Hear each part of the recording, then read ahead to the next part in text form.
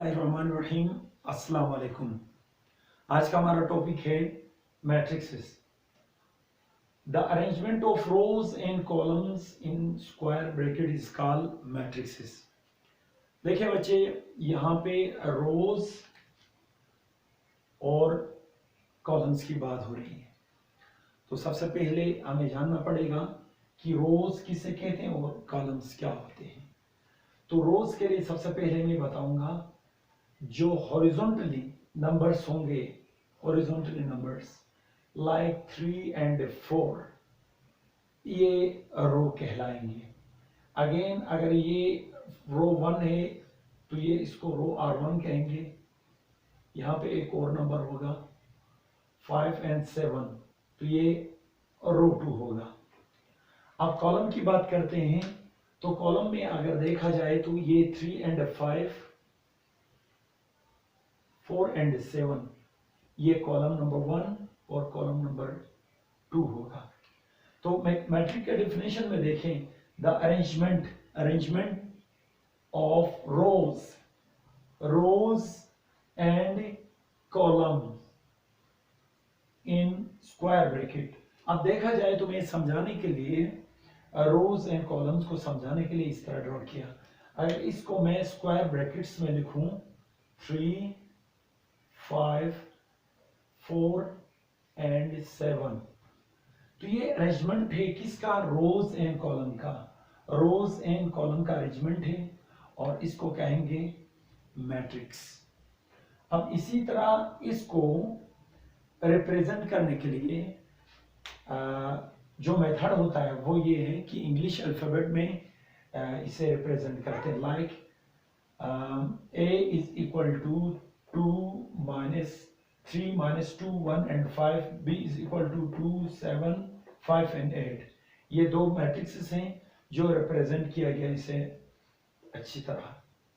अब order of matrix में ये होता है कि किसी भी मैट्रिक्स में कितने रोज और कितने कॉलम्स हैं इसको पहचाना जाता है। इसका जो फॉर्मूला है या इसको रिप्रेजेंट करने का जो मेथड है m क्रॉस n होता है, या इसको ऐसे भी लिख सकते हैं R क्रॉस C। रोज R के लिए यूज करते हैं और C के लिए कॉलम। तो R क्रॉस C भी कहते हैं कि R का मतलब रोज एंड C मींस कॉलम्स, तो M क्रॉस N भी कहते हैं। और अगर ये एक मैट्रिक्स है तो इसमें 2 रोज और 2 कॉलम है, इसलिए 2/2 कहेंगे। हम अगले टॉपिक की तरफ जाते हैं, ये है टाइप्स ऑफ मैट्रिक्सेस। टाइप्स में से जीरो मैट्रिक्स, जो नल मैट्रिक्स भी कहते हैं, column matrix, row matrix, rectangle matrix, square matrix, diagonal matrix, scalar matrix, unit या आइडेंटिटी मैट्रिक्स, इनको अच्छी तरह हम डिफाइन कर लेंगे। सबसे पहले जीरो मैट्रिक्स की तरफ आ रहे हैं।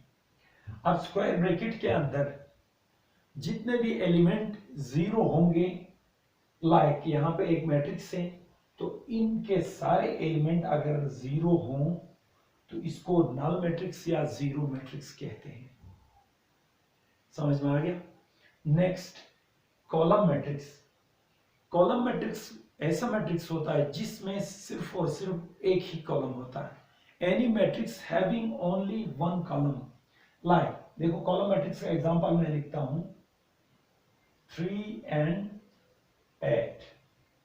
ये एक मैट्रिक है, इसमें एक ही कॉलम है। देखिए ये एक ही कॉलम है, कॉलम नंबर 1, या इसको कॉलम से अगर डिनोट करें तो C। एक ही कॉलम है 3 और 8, इसलिए इसको कॉलम मैट्रिक्स कहते हैं।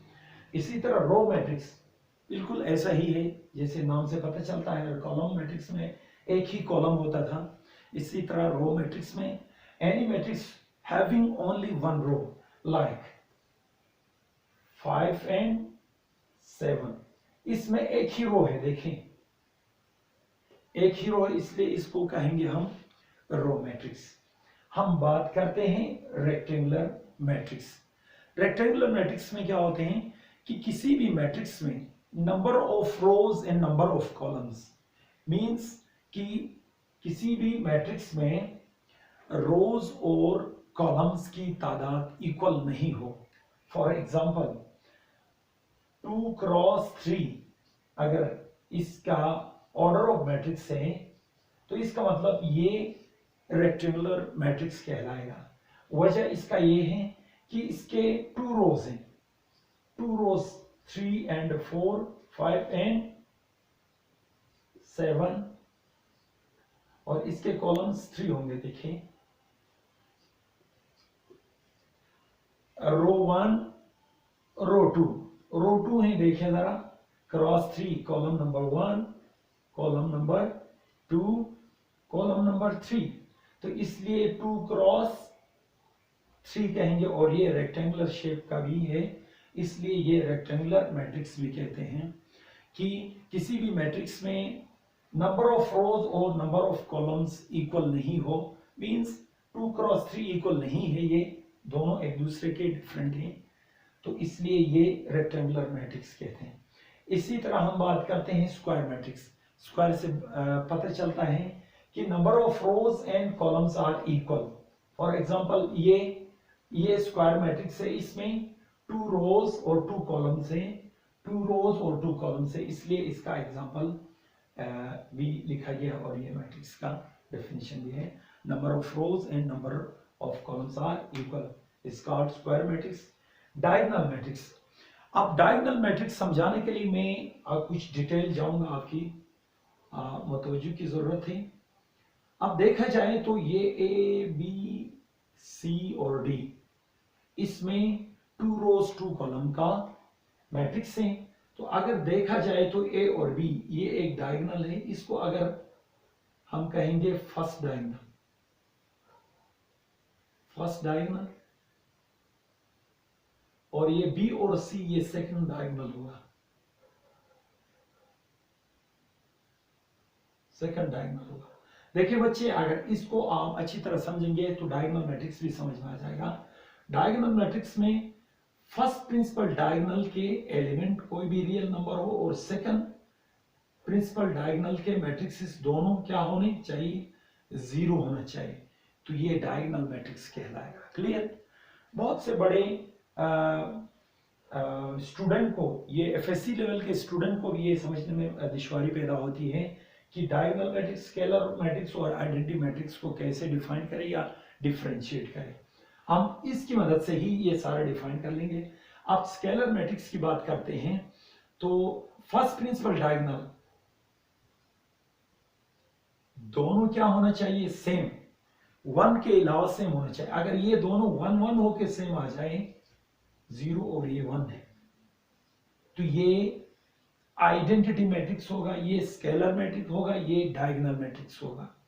तो इसलिए इन तीनों का डेफिनेशन हम ऐसे ही कर लेंगे कि any matrix having first principal diagonals are real number and second principal diagonal are 0, ये डायगोनल मैट्रिक्स का डेफिनेशन होगा। और ये स्केलर मैट्रिक्स है, तो any matrix having first principal diagonals are equal real numbers and second principal diagonals are 0। Identity matrix का definition क्या होगा, फर्स्ट प्रिंसिपल डायगोनल आइडेंटिटी होना चाहिए, यानी 1 होना चाहिए, बाकी सेकंड प्रिंसिपल डायगोनल यानी ये सबके 0 0 है। देखिए, तो इसलिए ये तीनों अच्छी तरह डिफाइन करना पड़ेगा। अगर ये सारे समझ में आ गई है तो इंशाल्लाह जरूर हम नेक्स्ट टॉपिक लेके आप लोगों को आ जाएंगे। अगर आपको ये वीडियो अच्छा लगे तो जरूर लाइक करें और चैनल को जरूर सब्सक्राइब करें ताकि आने वाले और वीडियोस आप अच्छी तरह देख सकें। Thank you.